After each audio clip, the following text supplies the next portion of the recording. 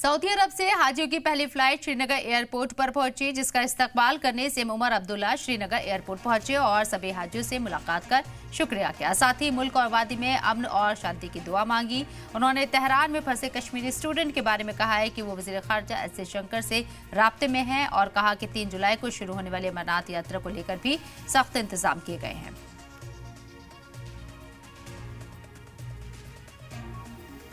ये बहुत दिनों से हमारी कोशिश रही, क्योंकि ये मतलब अपने आप में एक अजीब बात है कि हम टूरिज़्म को दोबारा यहाँ रिवाइव करना चाहते हैं, लेकिन अपने हाथों ही हम आधा कश्मीर जो है वो बंद रख रहे हैं।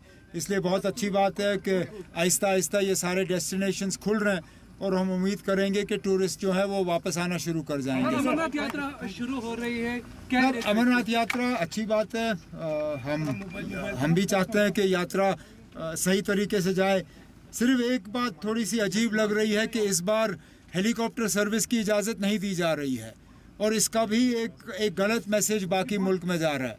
अब मेरे पास वो इंटेलिजेंस इनपुट्स तो है नहीं जिसके बुनियाद पे ये फ़ैसला लिया गया, लेकिन मैं अपनी जगह सोचता हूँ कि इतने सालों के बाद पहली मर्तबा है कि पहलगाम और बालतल से हेलीकॉप्टर की इजाज़त नहीं दी जा रही है।